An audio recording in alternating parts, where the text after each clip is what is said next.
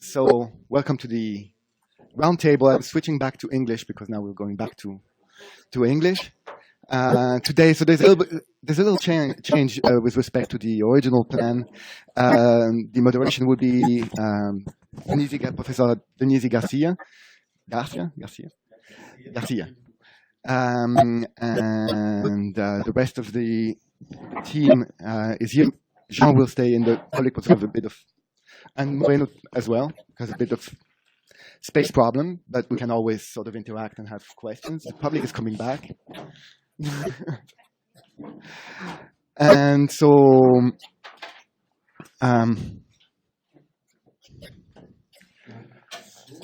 who would like to start? Or I give you the maybe I give Denise the. It will continue about the title is time in time analysis, formal structures in. So the theme of the day, well, we'll put it that way. The theme of the day was formal structures in analysis and in music. We had a great conference by Silvio on time in analysis. So we probably time formal aspects, something that is around this. Is that okay? Around this this thematic of the so I will no então so let's start, Fernando.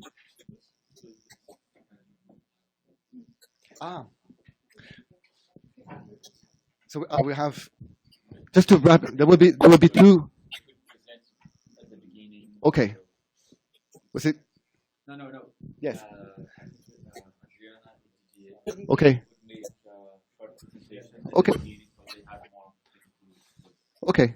Perfect. So I leave. So just to I don't know whether people on the internet could hear that. So the two participants, Professor Adriana Lopez and Professor Didier Gig, who will have a short presentation at the beginning. Now I leave the.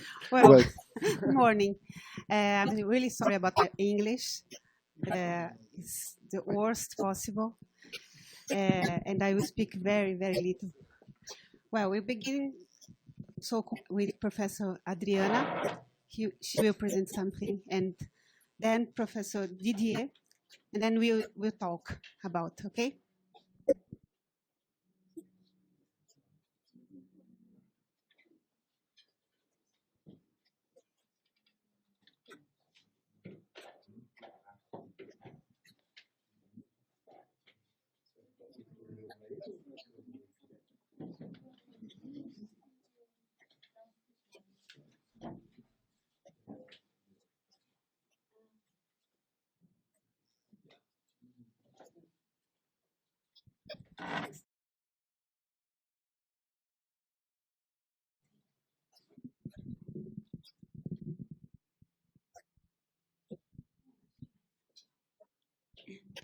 I will read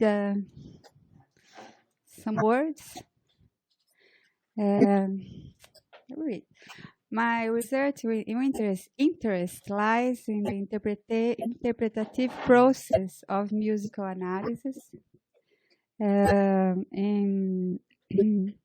focus on enhancing the understanding of music practices, of performance practice, of recreation, paradigms for new creations, increasing perception, appreciation, aesthetic pleasure, and instinctive responses to music. In this context, I found work that I think it's interesting for us. That is Hess's work. In this context, the musical experience of the analyst is important because I think we need to show structures, to show some elements of music, but it's important to interpret this element to bring to us the conjunction of three practices: composition, performance, and analysis, with analysis mediating and reading the two other practices. So Hessius tell us that a piece of music, why it's going on, it is open, indeterminate, and in process of becoming, the devir, né? A piece of music. And what I think is interesting to us is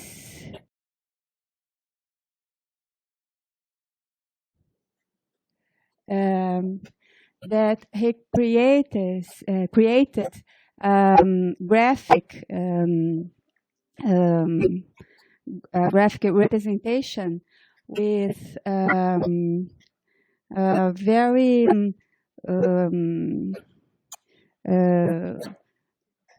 predetermined thinkings about the practice of this. So a sound, you have a beginning of a sound or a musical event, a motif or something in music, and this event, when it starts, this event have an energy that will continue during the music, and this event starts, have a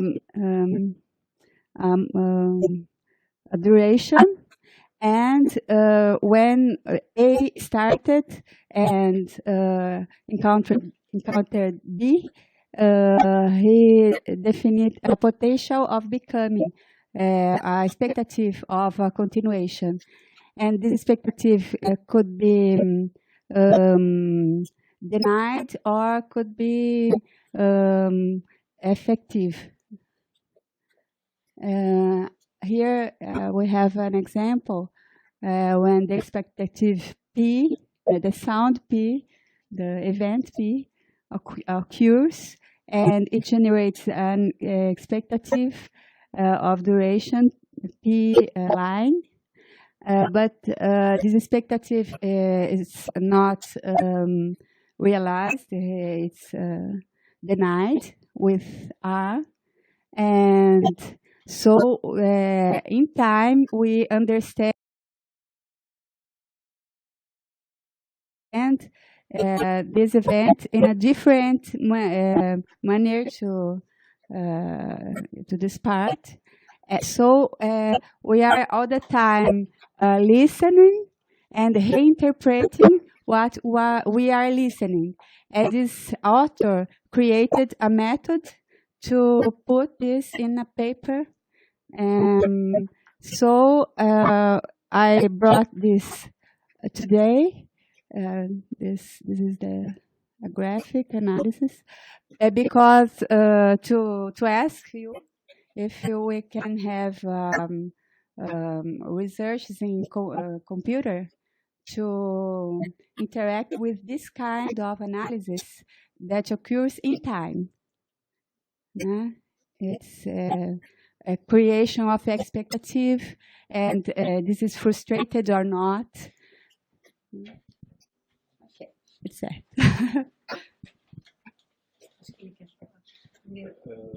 I have a former student, PhD student at IRCAM named Olivier Lartillot, who went to Finland in Jyväskylä University for his postdoc, and is now moving to, I think it's in Aalborg. And he actually developed a method and a software model for performing analysis of a score in a causal way. So it's not a view, it's not God's view, because in analysis you can have the God's view or the bird view on the score, relating anything with anything. But if I understand what you are saying, this is a different method because the analysis goes a long time. So it has a causal behavior, causal component. So you are discovering, relating expectation anticipation with what's actually happening in the score, and then evaluating, building up the structures from this point of view. Is that right?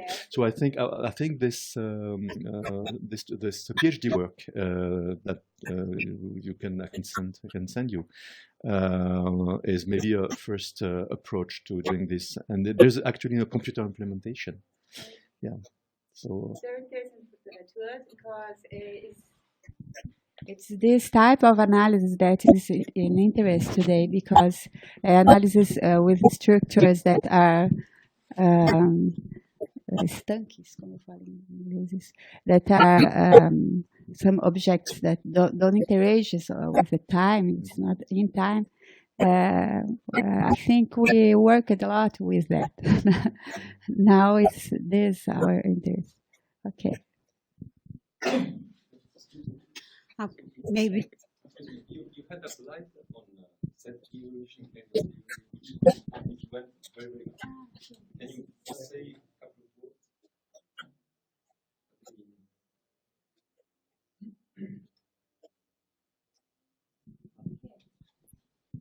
words? This slide was to talk about some research where I worked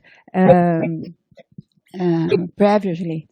So I think I encountered a lot of research about pitches, but not so much about time, rhythm, texture. So I brought that. It's a kind of a question, but it's not exactly a question.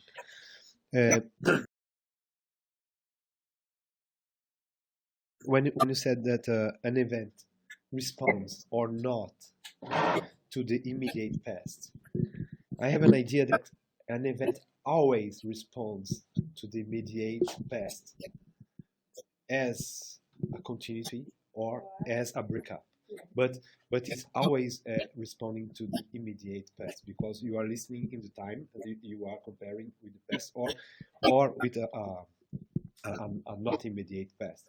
But there doesn't exist an event that doesn't make any relation with the immediate past. Everything make relation. Well, you instead you are sleeping during the event. It happens with the computer. Sometimes computer can sleep. So this is an illustration in the stream. The very low of Yes. the piano, and the example of Yeah. Yes, the idea is to confirm or deny. Okay. Yeah.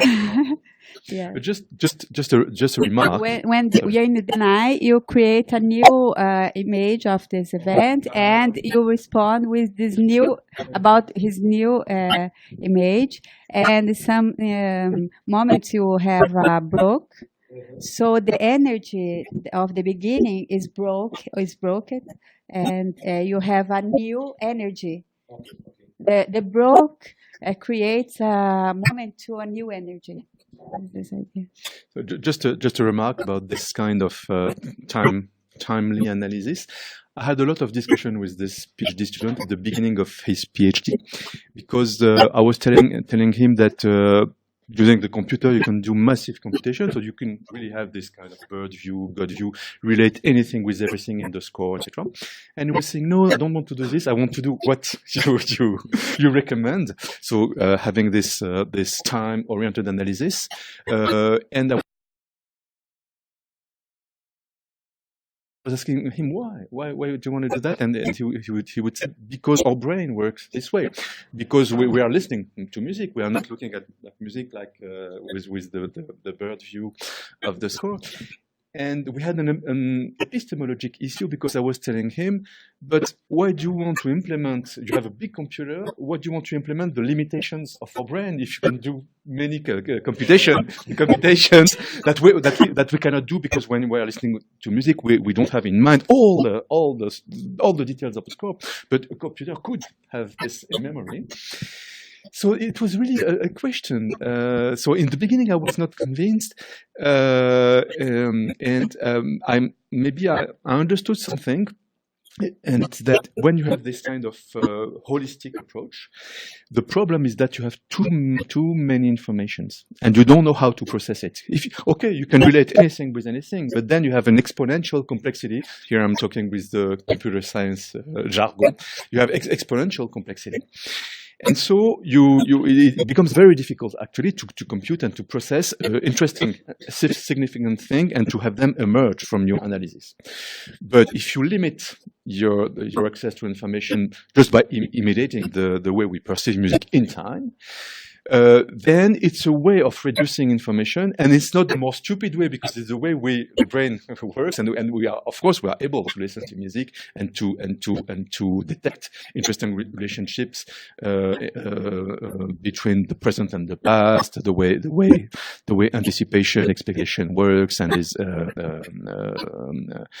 so this is the way I understood it for a computer science point of view, not a musicological point of view, but from a computer science point of view, I realized that maybe it's an interesting way in order to reduce data in a way that imitates the human way. Because otherwise, if we didn't have this big data problem, why would you, from a computer science point of view, not a musical point of view, from a computer science point of view,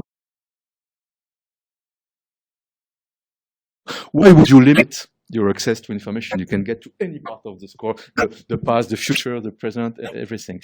But I understood that it's an interesting way because it's an interesting way of reducing data. Based on neuroscience, that information about our listening of music, I think is that the point, the experience of the musical experience. I would like to. Can I make two comments? One on that last information you gave us that when you listen to music, you are restricted to access to information from the future. But then maybe we should distinguish the first hearing of a piece, and then when you already have a mental representation of it, and you can relate to things that will happen next. So even this intuitive analysis or analysis while listening, we might be able to access information from the future because it's already in our past experiences. Absolutely. And the other thing I would like to ask both of you maybe, when you talk about this analysis in time, and you express your desire to tell through analysis that something was a confirmation or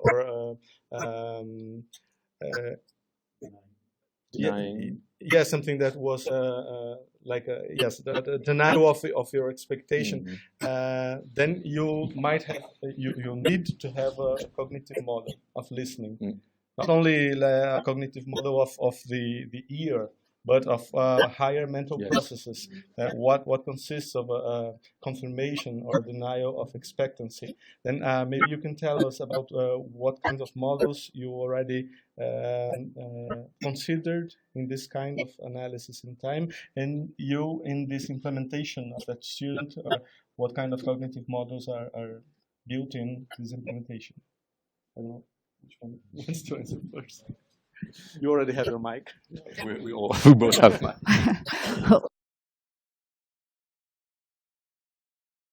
My group is studying that in this moment. Pedro and Aline Alves, Alexis, and Denise, Sibeli, a group. And we are discovering that now. But what we know is that we have a system of formation of pairs, parity. You have a stimulus, so you project continuation that in some aspects duplicates some information about the precedent event. They said your brain works like that. So when you don't have continuity that have coherence with the precedent, you have the fear, a frustration of expectative. So we think about that and formulate a new possibility. David Huron, some authors like that.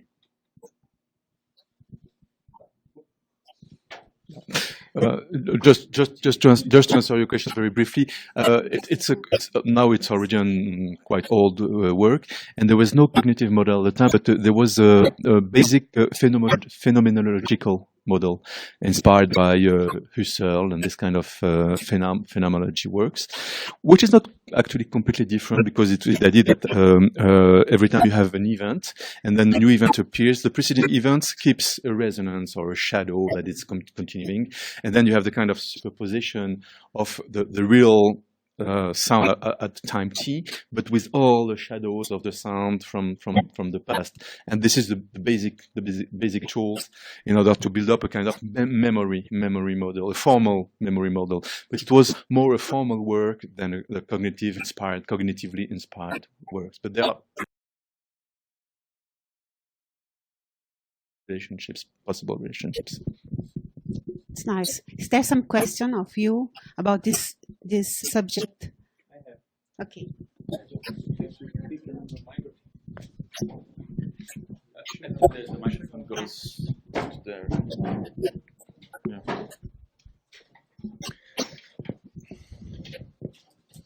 Well, you were talking about expectative and how we listen and relate to how we project ourselves in a piece of music, and we anticipate what is coming next. But as far as I know, in theory of information and everything you were referring to, we tend to expect something when this piece of music relates to a code that has that is open, of course, but has limited possibilities.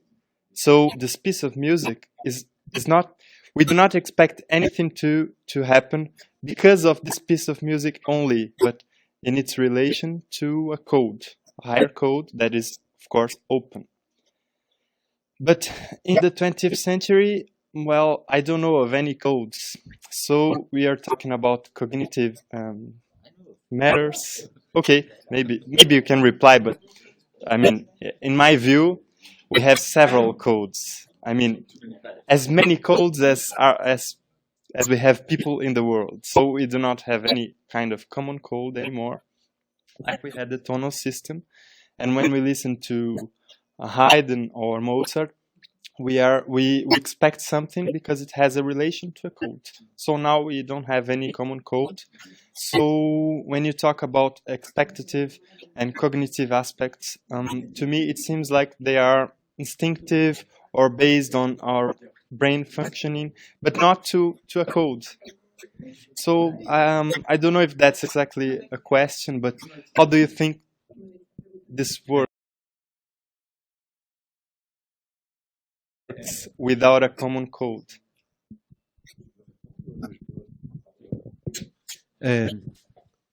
I'll try to answer this question, but not answer exactly. I think you are working with a very old concept of code. It's this kind of concept where a code is something defined and something written in some historical ground. But a code is something that is always being defined.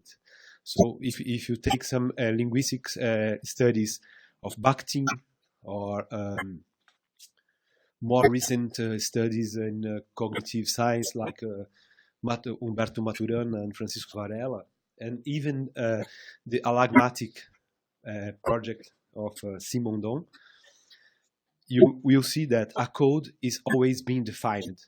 Even when you think a code is already defined, it is still being defined. So in this case, contemporary music, when you are listening to contemporary music or you are listening to a tonal music, is the same. Because, okay, you can say, oh, this is not a music, so there's a code. When you listen to Weber and you say, oh, I don't like this kind of music, so it's music. Okay, so there is a code. if there's not a code, you listen to Webern and you say, I don't like this picture. Okay, there is no code. There is a code. You don't need to agree to a code be a code. Okay, so in this so computer have the possibility to analyze any kind of code we can insert in the computer. Our brain can analyze also any code we have a relation to, because this kind of there's not a code, but a process of coding. You are always coding. So if you think in this manner, in this way, you the question will be not answerable. Okay, the answer will be not necessary because there is no code. But it's a kind of a no, but it's not a vision. It's a more recent thought on cognitive and in philosophy. Okay. Yes. I think you tried to dismantle his question, but the concern behind the question is very important and very real.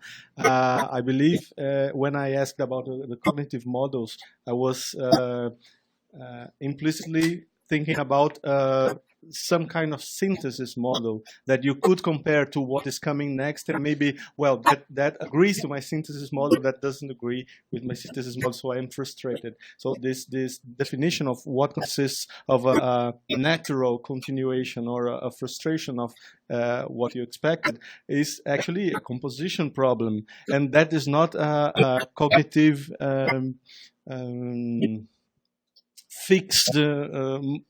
You can't really grasp what every listener in the world would expect from a given. Yes, but then I think that was actually what I was trying to differentiate when I talked about the ear and then the higher mental process. We simply don't know. We can build models and test these models and then say, well, this model explains my feeling of frustration or some confirmation of what I hear. Sure. No, the question is, when you are listening to a music, you are always attempt to frustrations, or only in certain moments? You are always expecting something. It's a question. No. Okay, the cure of perception, like that. You are always expecting something. Not. It's like that. Sometimes you are not taking attention. Sometimes you take attention. Sometimes you expect something. Sometimes you expect nothing. Sometimes and the because when we do an analysis, so it's my question. There is some work we consider that kind of changing of attention when we are listening, and the real frustration does it happens when we listen to music. You are sometimes frustrated with something. Like starting to cry. You are expecting some. Oh, that's a C major. No, it's not C major. F. It's all for musicians. No musicians don't take a station if it's C or F sharp. It's a very fine perception. I didn't pretend. I was not assuming I know what is this frustration or the confirmation of something we expect, and also I don't think we have a model for that kind of shifting attention. That would be a very interesting problem. Maybe we could guess maybe that it's related to the entropy or some other measure of the information that when it's kind of low and things are going according to a very simple scheme, then either we just go with the flow, or we lose interest, and then something very strange happens, and then the entropy is high, and then our attention is trying to explain that phenomenon and trying to build models, but only at that time and not during the entire process of listening. But I'm not an expert on that. We are just talking.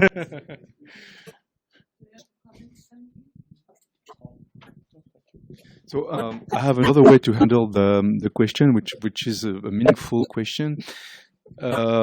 Maybe we have universal schemes of attention and perceiving, and of attention and of expectation, and maybe the different musical culture have different means for implementing them, different means in time and in space for implementing them. So, for instance, maybe we have a universal scheme for needing some release after attention.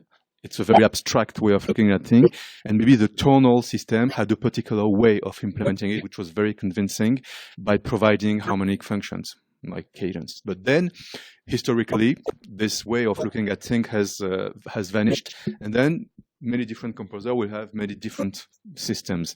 It is what you call code, but I understand it in another way. It's that now very often a composer refers only to him or herself instead of referring to a common culture or a common set of rules.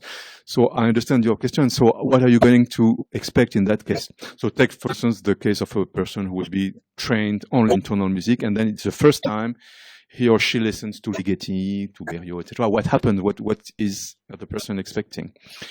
So probably, if you have a real natural sensitivity to music, it will be okay, and you will instantly like this music. I think it's your point, because you will find this kind of global functions, except that they will not be implemented using the particular rules of tonal music, but with other aspects of sound. Maybe energy. So this is very naive what I'm saying, but there are people in France who have designed a kind of interesting model. It's called UST. You know that Unité Sémiotique Temporelle? Yes, semiotics, time unit. Temporal units. So it's very simple, but I think it's not bad. It works quite well. So they have tried to detect in many different music, as well tonal music, as well as electroacoustic music and concrete music, many contemporary music, kind of universal spectromorphologies, sound morphologies that we are sensitive to. Like, of course, the very basic and naive alternation of big bursts of energy and the quiet thing, but many other very sophisticated descriptions, and you could superimpose this kind of descriptions on any kind of music. So at a higher level than the particular detail of, for instance, the harmonic functioning of tonal music or the harmonic functioning of spectral music. So you are at a more general, more generic level.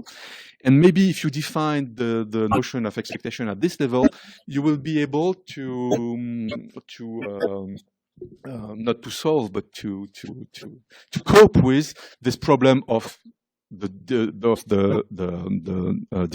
disapparition of consensus, because you don't have consensus. You have many forms of different music, many forms of musical culture, many forms of musical rules, but maybe at a certain level. And of course, this has to be correlated with cognitive science, because to the question of what's actually happening in the brain. Okay. I would like to invite Didier to speak something, and then we can put some more things to our talk. Okay.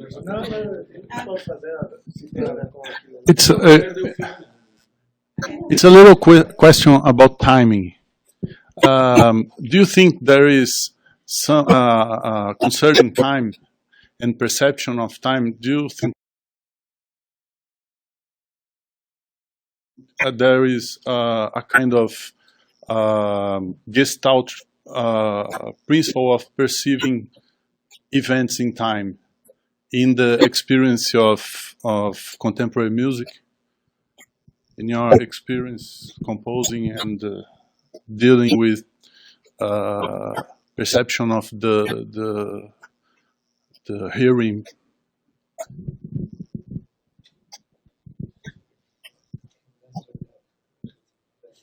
very quickly. I mean, to listen to GGA. As I said in my conference, during our history of the humanity, or in some cultures, different cultures, have different images of time. So you can think about time inside one kind of image of time. If you everyone here that have studied history can have a conception of Middle Age. Okay, we have something in our brain. Middle Age is something very far from here. Or we can say, but if you talk for people in cultures where time is not so important like here, and you say, okay, in the origin of the humanity, they have another idea. Sometimes they don't have this distance we can do with our mind, because we have one image of time and we work with this inside this image. This is the problem. And there are a very interesting book about musical time. It's the book of there are kind of studies of musical time. The first great study is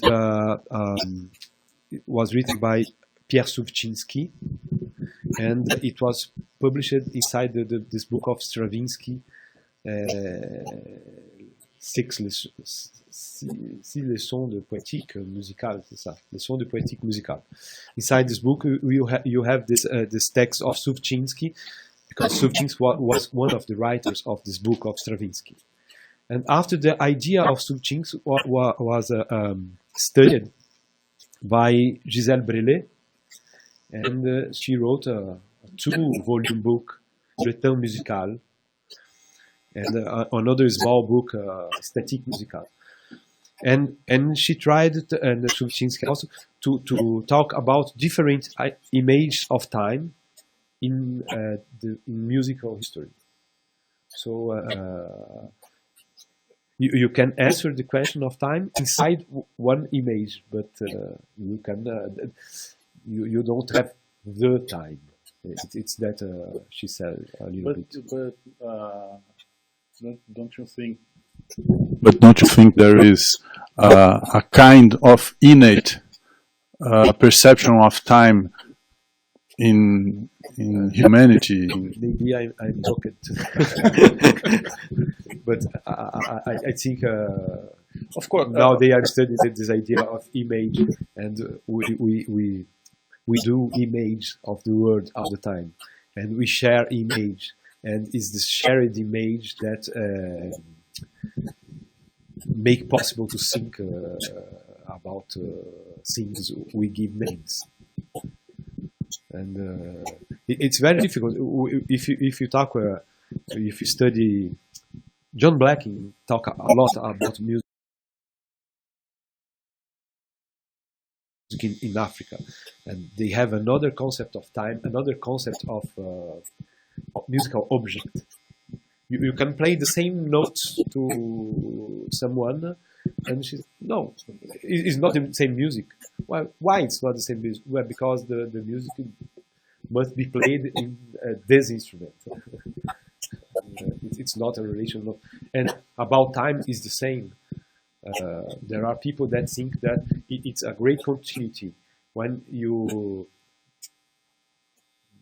birth in your birth, you are coming from another world.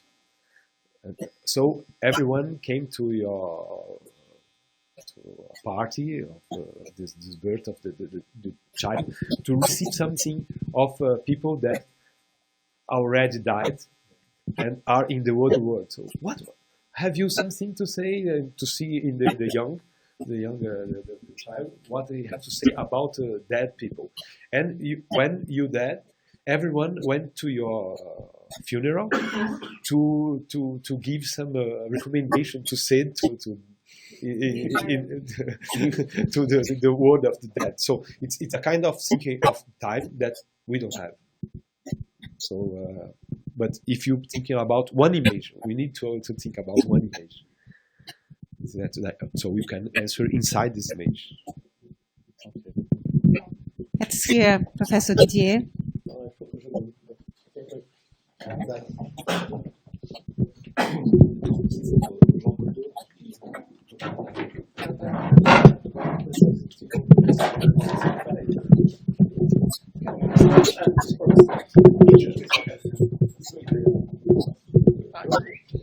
Sintam-se à vontade.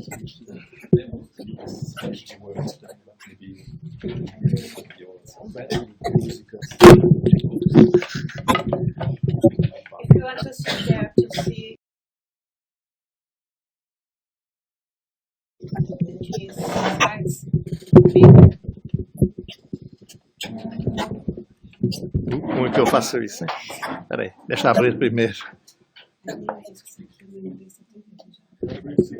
Tá, deixa eu explicar mais aqui.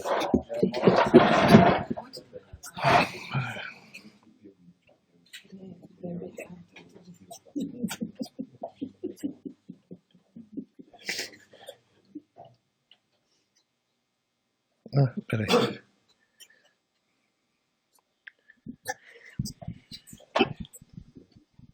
Brincando com a Denise aqui, que o nosso inglês Tá é assim, ligado? eu homem, eu fazer, Tá ligado? eu estar, eu... Não tem que mudar o computador? Criança nasceram, né?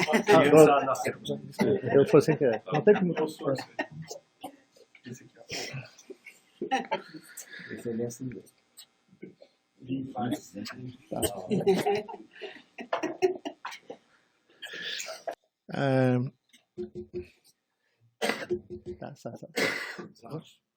I'm sorry, I was not aware this session would be in English. My English is not good enough to improvise. So I should like to talk in French and Portuguese, if possible. Anyway, my slides are bilingual also, and je pense que peut-être quelques-uns de mes collègues ont pu voir ma communication au gym. Je ne sais pas, peut-être. Donc, du coup, comme je vais reprendre les principales idées, vous ne saurez pas. Le dernier, oui. Par vidéo, donc je vais reprendre les mêmes idées, avancer un petit peu. Então, vou falar em português e um pouco em francês. Também não sabia mesmo de como é que a gente ia organizar essa mesa, eu vou apenas resumir o meu projeto atual de pesquisa em torno de estabelecer um modelo de análise da orquestração no sentido de avaliar que impacto ela pode ter na elocução, né, no discurso musical, na dinâmica formal. O modelo que eu estou experimentando, ele é dividido em duas partes. De um lado temos a análise do score, da partitura, score analysis. Aqui, onde a gente faz um censo das indicações relativas à orquestração que o compositor deixou na partitura. On recense les informations que le compositeur a laissées dans la partition au point de vue de l'orchestration, c'est-à-dire la nomenclature dos instrumentos, mas também todos os efeitos e todas as técnicas de jogo e todas as manipulações que podem ocorrer durante a obra, inclusive também interfaces mecânica, surdina, etc., e também a interface eletrônica, distorções, etc. O censo disso aqui é feito, aí o procedimento é cada vez que mudo uma configuração instrumental, mudo uma sonoridade, aí entra um novo setup ali. Como é que é isso? Então a gente faz o levantamento completo dos que a gente chama de recurso sonoro durante a obra, né? O Sonic Resource Index. E a gente estabelece, então, um mapeamento dos setups durante a obra por completo, né? Cada vez que uma nova combinação sonora surge, ela constitui um novo setup. Chaque fois qu'une nouvelle configuration sonore apparaît, elle constitue un nouveau setup local. Por outro lado, temos também, paralelamente, a análise dos resultados, vamos dizer assim, o resultado das prescrições que o compositor estabeleceu na hora da execução da obra, né? No caso, isso acontece a partir da análise dos arquivos áudio desses mesmos setups. On analyse les fichiers audio de ces mêmes setups. Il faut il faut recouper l'audio de l'œuvre de manière qu'elle corresponde au setup qu'on a identifié dans la partition, ce qui n'est pas très difficile d'ailleurs. E esses setups são agora analisados a partir de dois tipos de descritores, uns de cunho estatístico e outro de cunho psicoacústico. Essa segunda parte, até o momento, apenas incipiente, experimentos casuais que a gente tem feito, inclusive com meus colegas aí do NIGS, né, no curso que a gente deu ano passado, mas eu estou me ateando mais, no momento, à primeira fase, né, a análise o modelo de análise do score. Eu expliquei muito rapidamente como fazia, não vou poder entrar em detalhes. J'ai expliqué très succinctement, je ne vais pas rentrer en détail, sinon ça irait très loin. Je vais surtout montrer maintenant comment j'applique ça chez Webern. Alors, on va courir. Hop. On va passer à Webern pour ne pas vous prendre trop de temps.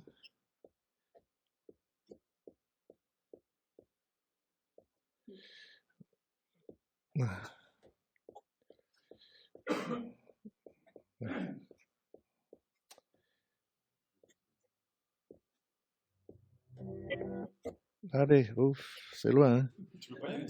Ouais, si, ça c'est le patch qui m'aide. Je pourrais y aller directement. Voilà, bon. Então, como é que eu vou dizer isso? Sim, o Weber me interessa particularmente porque justamente é para ver como a orquestração pode funcionar dentro de um regime serial. Isto é, como Weber lida com a questão, com o paradigma, né, sua estética serial no campo da orquestração. Um domínio que não encontrei ainda muitos trabalhos aprofundados, né?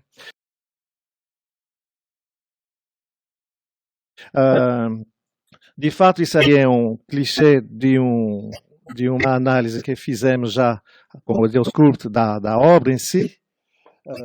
Lamento muito porque eu não tinha esse arquivo no iPad, aí eu fui no meu YouTube, bati uma foto no celular e botei aqui. Mas bom, c'est une photo de mon celular a partir do YouTube. Mas bom, pelo menos dá uma ideia, esse vídeo a gente já tinha mostrado várias vezes. A gente vê que o tempo de Weber é muito estriado, né? Temos uma instabilidade sonora constante, né? Que joga e permanece o ouvinte no desconhecido, coisa que, como sabemos, pode criar eventualmente problemas de percepção e de entendimento, né? É o Kairos, né? O Kairos ali é extremamente perturbado e em constante mudança, né? Le temps chez Weber crée une stabilité sonore constante, hein, qu'on voit ici, c'est un tout petit extrait. Et donc, ce qui m'intéressait de voir, c'est comment ceci était en rapport avec l'écriture sérielle. Então, isso é uma das primeiras apreciação da parte da análise do score, da obra. Eu faço aqui simplesmente no gráfico superior a média do número de recursos sonoros por sessão. Eu esqueci de dizer, mas vocês devem saber, o Weber, ele mesmo recortou sua obra em 7 sessões, a introdução, tema, a transição, etc. E são as 7 sessões que eu respeito ali na minha análise, e somente fazendo a média do número de recursos sonoros que ele usa por sessão, a gente já obtém um pequeno desenho de uma dinâmica formal que vai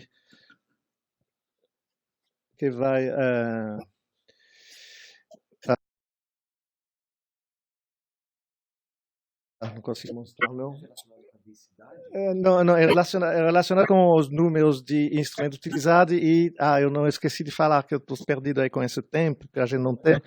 E sobre as texturas também, a forma com que é importante falar, a forma com que esses valores aí que vocês... Isso aí não, é somente uma média, somente uma média do número de recurso sonoro que ele usa. E eu fiz o cálculo também da entropia embaixo, e a gente vê que há uma certa lógica de bipolarização, né, entre seções com baixo nível de informação e outras, né, que alternam com outras com alto nível de informação, com uma propensão ao caos, né, versus alguma seção com propensão à estabilidade sonora. É interessante ver que o ponto central, a seção 4, é o tema 2, que chama, se converge para uma depressão sonora sistemática, qualquer que seja, na verdade, o parâmetro que a gente escolhe, né, que ali ele só usa alguns instrumentos insolitos sem nenhuma densidade. Então, de alguma forma, já aí a gente obtém um certo desenho, uma certa descrição da função da orquestração dentro do regime geral da forma. É extremamente sumário, evidentemente, é bem estatístico isso aí, a entropia não entra suficientemente em detalhe, mas, enfim, já dá para ter uma pequena imagem disso aqui. Isso aí já é o que eu chamo, então, a complexidade relativa dos setups, é um cálculo que parte da quantidade, então, dos recursos sonoros e que essa quantidade é ponderada para um cálculo qualitativo que tem a ver com as texturas que eu calculo a partir da teoria das partições, conforme Paulo X a gente nos desenvolver, a partir de B. Donc, ces valeurs qu'on obtient là, que c'est la Setup Relative Complexity, SRC, elles sont obtenues à partir d'une part du calcul du nombre de ressources sonores que le compositeur utilise par setup, pondéré par une pondération qualitative qui mesure la relative complexité des textures. Plus une texture est homogène, plus elle est agglomérée, plus elle est simple, et plus une texture est hétérogène, plus elle est dispersée, et plus elle sera complexe. Évidemment, je vais développer ça plus avant par des publications appropriées. Là, on a un plan global de la suite de tous les setups des variations de Webern, et séparés par section. Et on voit effectivement qu'il y a de fait quelques dessins d'abord, d'une part, on remarque que chaque section a une propre dynamique sonore. On voit, par exemple, ici, l'introduction il y a des sections plutôt agitées, hein, comme l'introduction de la tradition, et des sections, par exemple, juste dans ce thème, plutôt avec un peu moins d'informations sonores. Et il est possible aussi de dégager quelques dynamiques. En particulier, par exemple, la coda est assez intéressante parce qu'il y a croissance, dépression et un final avec une grande densité au point de vue de l'orchestration. Évidemment, naturalmente, isso são apenas esboços, eu preciso aprofundar mais, mas já tenho, digamos que uma ideia de como a orquestração interfere ali na dinâmica da forma. Vou terminar com poucos exemplos um pouco mais práticos dentro da partitura. Você vê que, em geral, então, eu comparo então a estruturação serial com a orquestração. Isso aí é um início de um trabalho que eu vou desenvolver ainda um pouco mais, mas, de uma forma geral, o ritmo da orquestração é mais rápido do que a elaboração serial. Essa obra utiliza sistematicamente uma série dividida em 3 tetracordes, né? Ou seja, 3 grupos de 4 sons, como a gente inclusive vê ali, e normalmente a elocução dos motivos, dos temas, dos fragmentos da série é mais lenta do que a mudança de timbre. Então, o que cria, de certa forma, uma dinâmica sonora são justamente as mudanças sonoras e não, nem tanto, a retórica serial. Tem outro exemplo aqui. também vemos muito bem, né, como o motivo é lento e as mudanças orquestrais são bem mais rápidas. Mas tem exceções, e as exceções são sempre muito interessantes. Il y a des exceptions à ce régime, c'est justement quand il va énoncer le thème, Weber revient à une orchestration traditionnelle où nous avons la mélodie accompagnée. C'est la seule section de l'œuvre, le thème 1, où nous avons un discours de mélodie accompagnée. Et alors tout change à ce moment-là, et nous avons une synchronie entre la structure motivique e l'orchestration. Mais c'est justement le seul moment. É o único momento da obra quando ele quer que a gente percebe que há um tema, que ele volta a uma orquestração tradicional de melodia acompanhada. Isso é bem perceptível na audição da obra.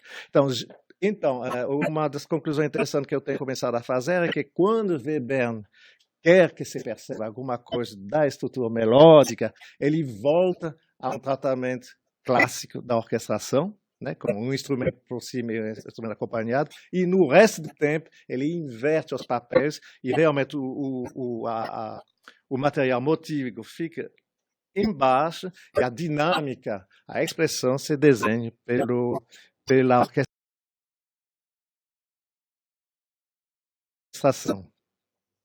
Eu tenho mais o último exemplo, então, esse trecho da introdução, onde eu faço a relação entre a estruturação serial e a orquestração. J'essaie de faire le rapport entre la structuration sérielle et l'orchestration. Et cet extrait, c'est le climax de l'introduction, qui se définit par mesure 11 à 13, avec ce tutti là. O trecho é construído a partir da superposição cruzada de tetracordes, né, de 4 versões da série, que é enumeré assim, tradicionalmente, original, retrógrada invertida, etc. Tem uma dialeta entre o nível primário, né, da estruturação serial e dos timbres. Eles são desencontrados de uma certa forma. Bom, aí tem a gravação.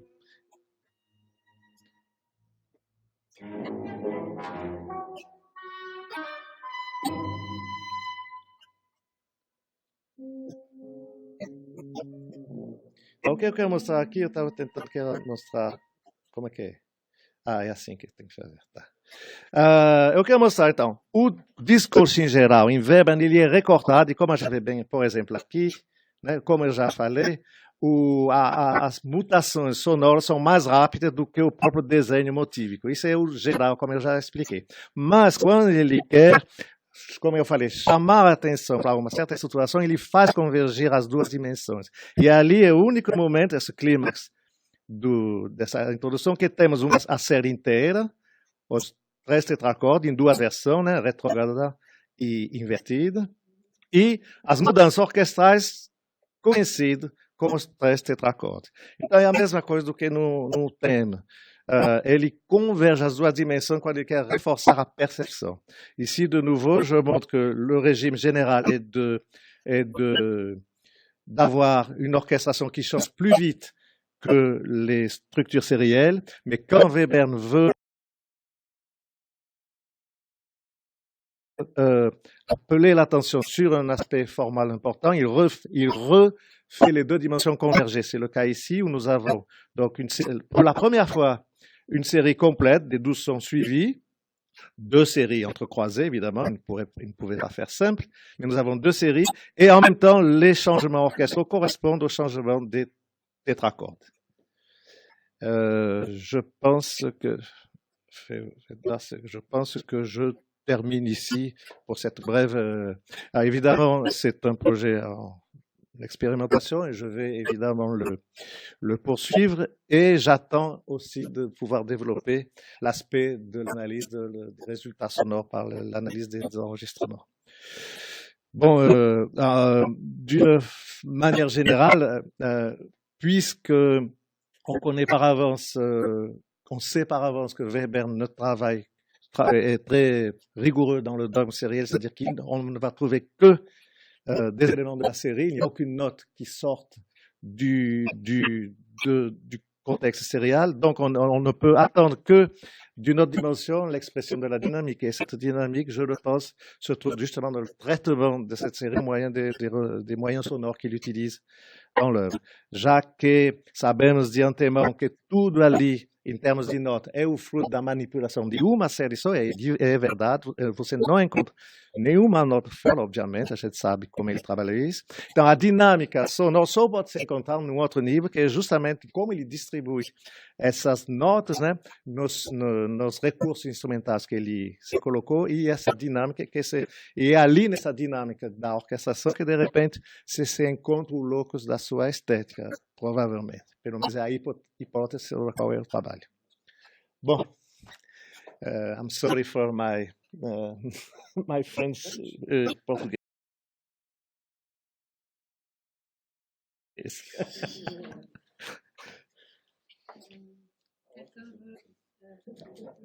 O inglês dele estava bom, né?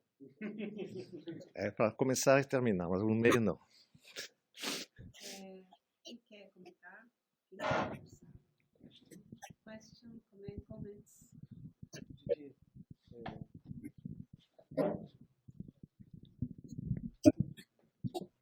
Tu penses qu'il a une formalisation plus claire?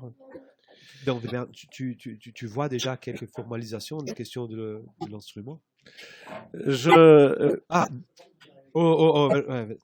you see some formalization of the orchestration? Some recurrences or... Bom, eu não posso responder em inglês. Responde em francês. J'ai montré par les graphiques que, de fait, on peut dégager certains aspects récurrents de contraste ou de non-contraste. Par exemple,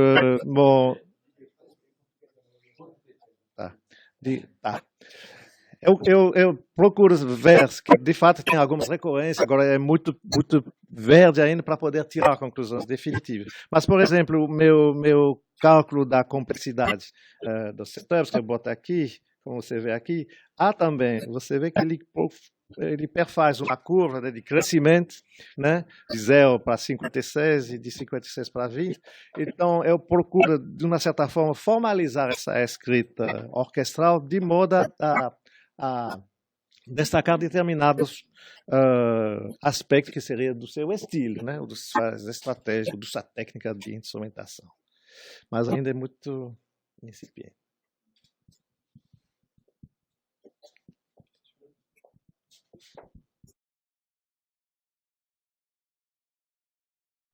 The sequence of different kind of orchestration doesn't obey to a serial scheme. It's not a serialisme généralisé, right? Not. But no. Pelo menos nessa obra não acho que não. Mas ele tem um princípio de não repetição.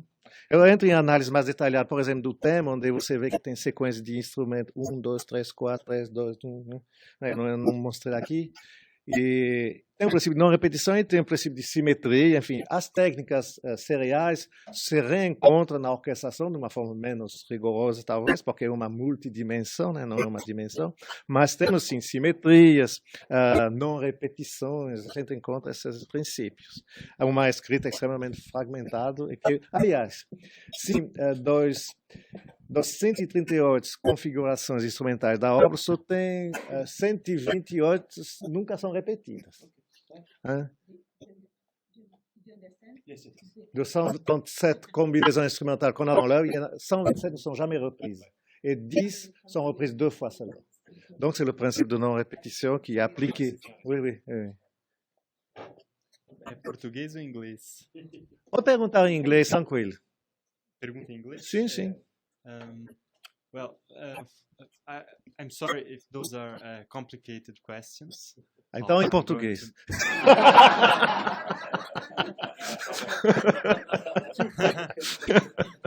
Bom, a primeira pergunta talvez ajude a entender a segunda que eu vou fazer. Então, se não tiver cabimento a segunda, me perdoe, mas por enquanto, do meu ponto de vista, ela ainda tem.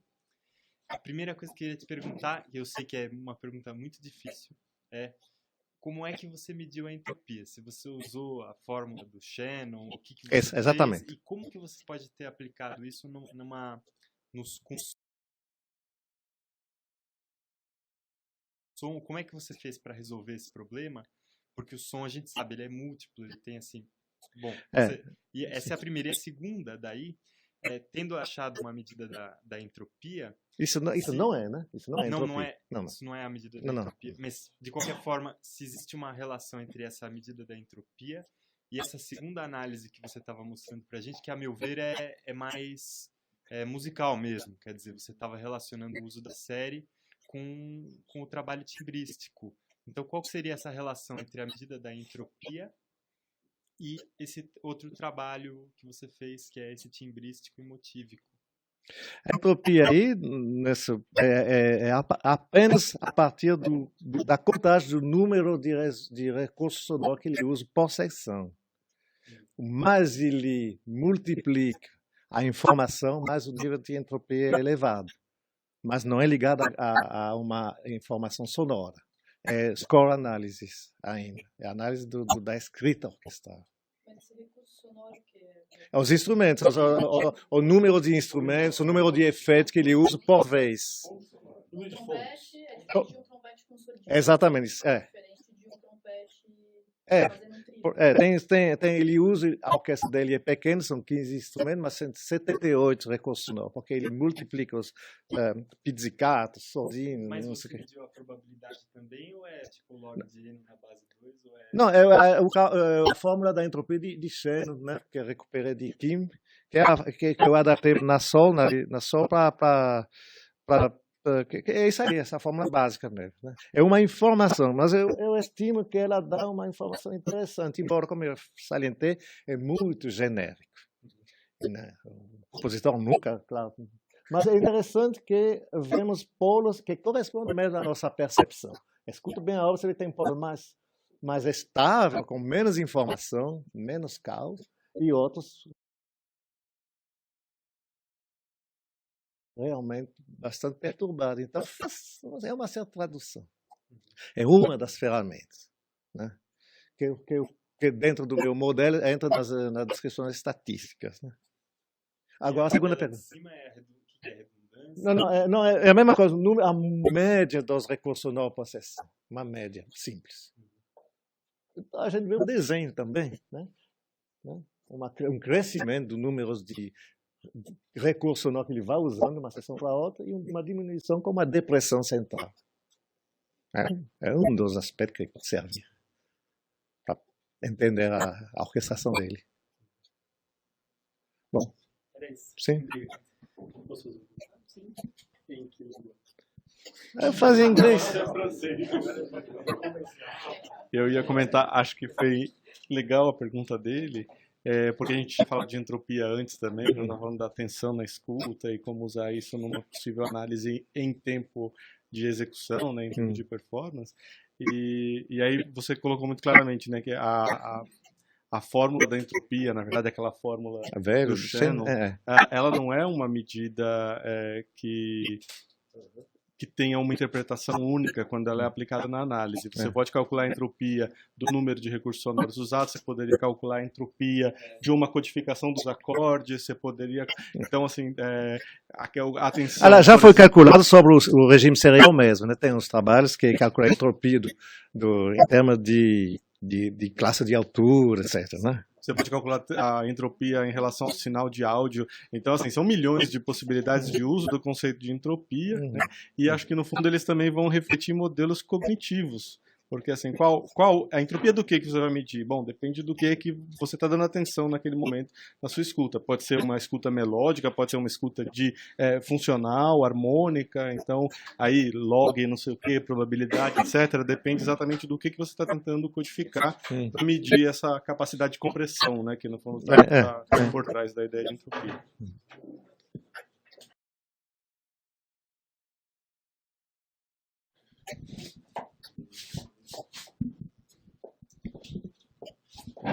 O Jonatas está falando, então, ele está falando só um ponto a esclarecer entre a noção de entropia informacional e organização. Ele perguntou para você, Didier, se a média de distribuição estatística dos elementos na peça é um tipo de medida de organização da peça. E aí escreveu: o fato que a entropia está relacionado com a organização da peça é o que importa.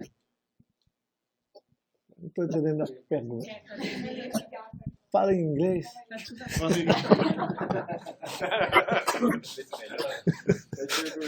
Non, je n'ai pas bien compris la question. Você, localmente, né? Você está analisando localmente a entropia internacional. Mas o que importa é você verificar se isso representa, reflete estruturalmente na peça.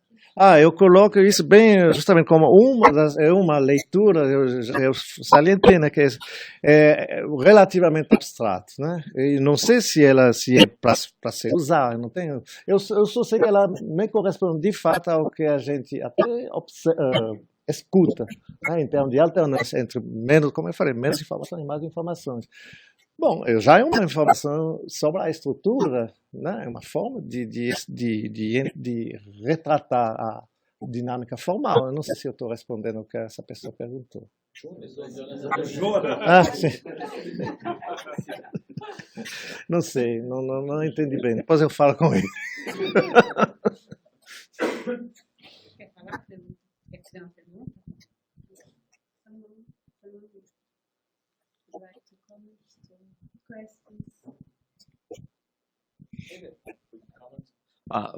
It's only a comment about this. Maybe the problem is that you are correlating something that you are listening to, interpreting, with a very low level measurement. And it's related to the first discussion we had.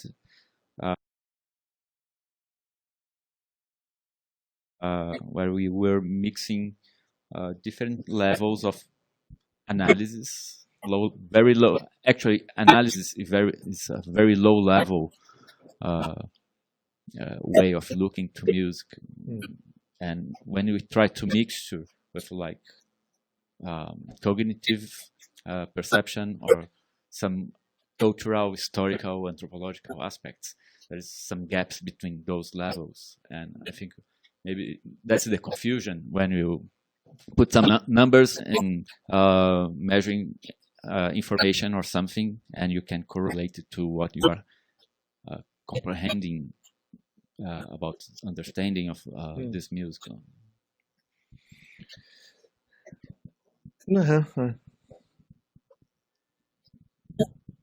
Jonas, May I speak in Portuguese? Pensa, nós estamos lidando com os elementos que temos em mãos, né?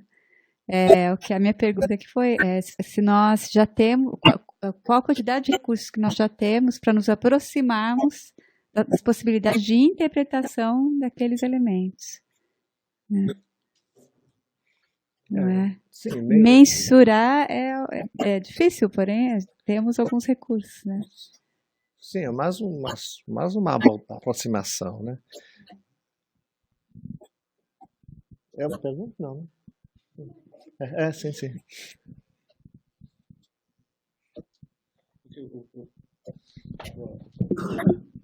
É que tem que sempre para todo mundo ouvir. Uma pergunta. Você fez o trabalho do Webern e você está fazendo outros em paralelo e se você já chegou a comparar os pré-resultados que você tem do Webern com o resultado que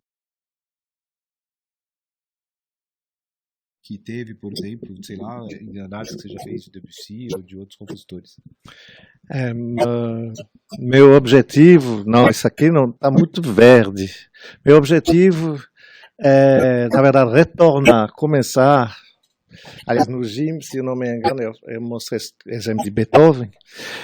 Recomeçar nas origens da orquestração moderna, pegar justamente Beethoven, Berlioz, Méhul, Schubert, enfim, esse primeiro pessoal, e aí ir chegar até Ligeti, enfim, chegar até hoje. Tem um aluno que trabalha sobre Winter Fragments, outro que trabalha sobre que vai trabalhar justamente sobre Méhul. Enfim, a gente junto monte de trabalho disperso e depois, lá em diante, bem lá em diante, tentar fazer uma síntese, né? Eu tenho certeza que haveria muita diferença entre Schoenberg e Weber, com certeza. Mas eu não tenho, é longo esses trabalhos. Eu lembrei da tese da dissertação do Igor Maia. Sim, sim. Ali tinha um pouquinho. Eu tinha aqui o exemplo de Beethoven, que era bem claro também. Bom, isso é o scherzo, né? Bom, enfim, a gente vê como ele é dinâmico.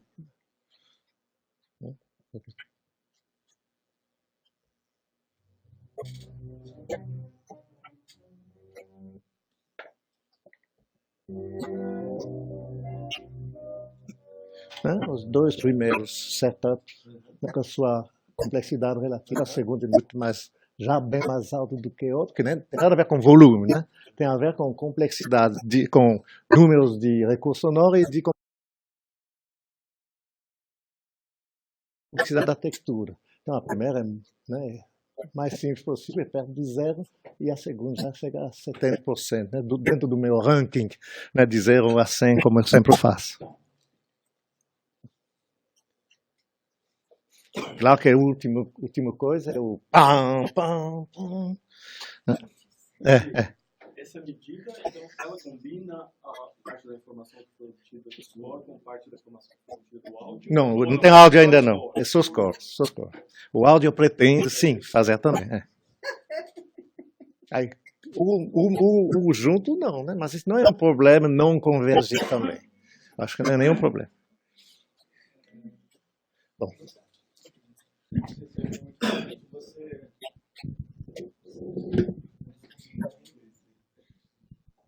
Você já comparou alguma vez alguma peça que esteja escrita para piano solo e tem uma orquestração e comparou com essa análise, esse tipo de análise? Não. Eu faço brilhos de comparação. Eu comparei com esse modelo, não com descritor psicoacústico, tipo espectral, central e tal. Eu comparei duas gravações do Weber, né, a de Boulez e a de Zender, que são muito diferentes. Então, você vai ter um desenho. O áudio tem isso, né, que ele é extremamente subjetivo. A interpretação, eu acho que foi Silvio que mostrou como Bernstein, sei lá, como a orquestra e o maestro mexem, né? Mas então, tem que pôr em paralelo, né, o que está escrito e qual é o meio de interpretação. Aí temos um resultado muito diferente. Mas Zender é melhor. Também o boletim tem notas erradas. Mesmo? Tem.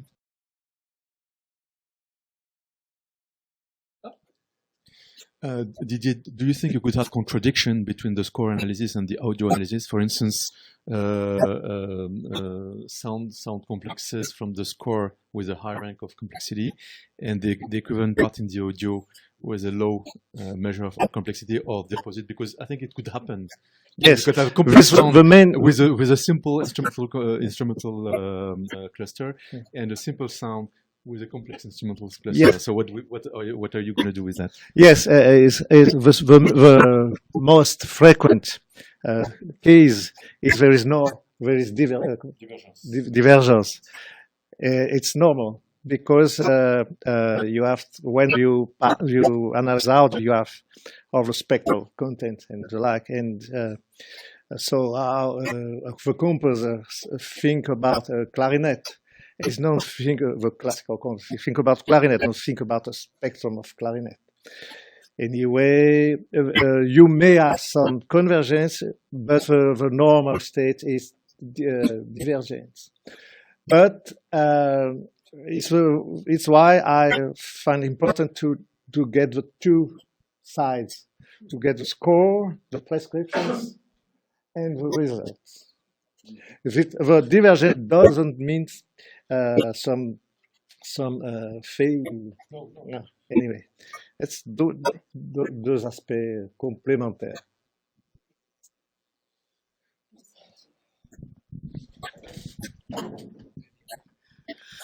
Well, some question still, I think. it's time to eat. And then we continue on afternoon. Okay, thank you very much.